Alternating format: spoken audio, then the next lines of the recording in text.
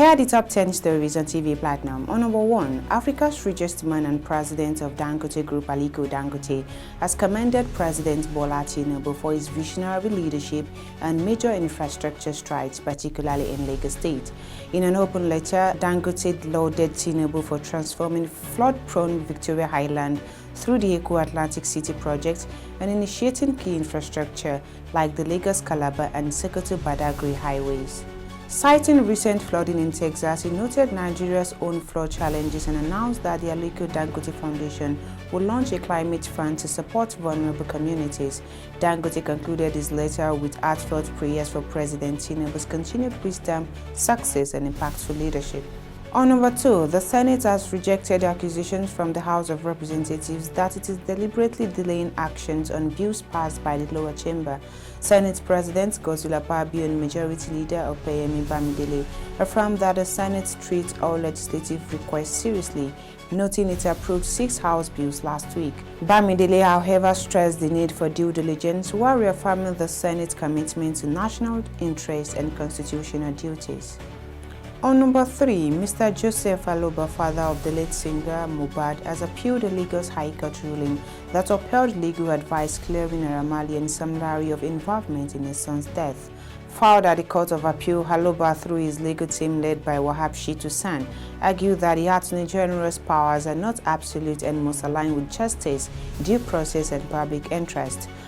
Aloba is urging the court to nullify the Director of Public Prosecution's DPP legal advice, which he says prematurely cleared key suspects in Mohbad's death without input from the coroner. He claims this obstructed the ongoing inquest and maintains that the legal process must not protect anyone from proper investigation. The Lagos Attorney General and DPP, however, are named as respondents in the appeal.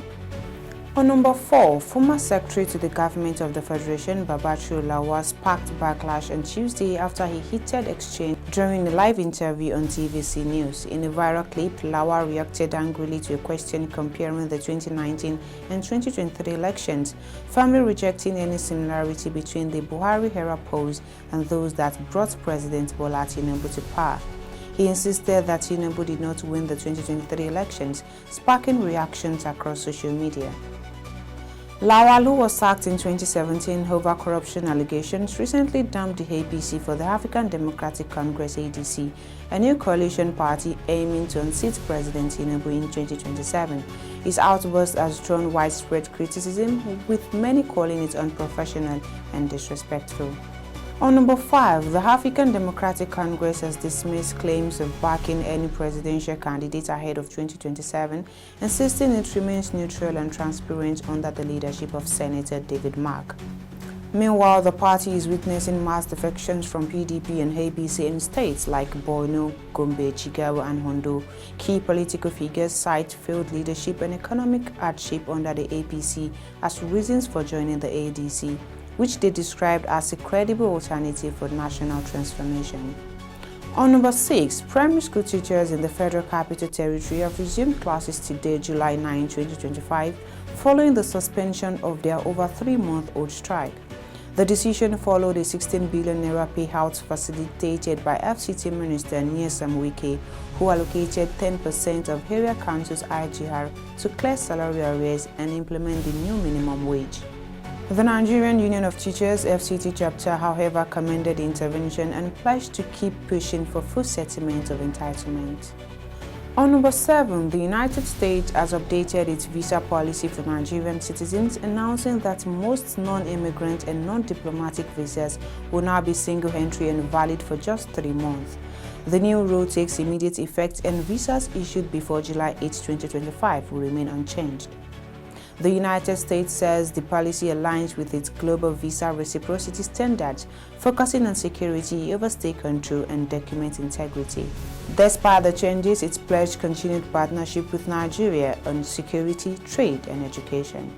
On number 8, the Federal Capital Territory Administration has launched Operation Sweep Abuja, targeting street burglars, scavengers, illegal traders, and criminal elements across the city and its satellite towns. According to a statement by the FCT Minister's Head, Larry Olayinka, the move aims to tackle public nuisance and insecurity, including the notorious one-chance robbery gangs.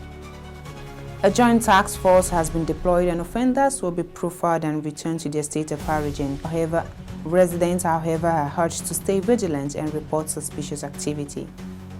On number 9, the United Arab Emirates has introduced stricter entry conditions for Nigerian travelers, completely banning transit visa applications. According to new directives confirmed by travel agents on Tuesday, Nigerians aged 18 to 45 are now ineligible for tourist visas unless they are accompanied.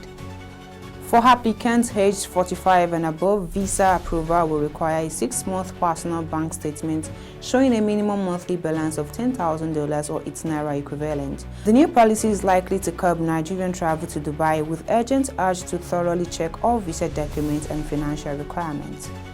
And lastly, the National Agency for Food and Drug Administration and Control (NAFDAC) has uncovered a mass illegal operation in the Alapere area of Ketu, Lagos, involving the sale of fake chemicals, expired food flavors, and repackaged pharmaceutical ingredients worth over 1 billion naira.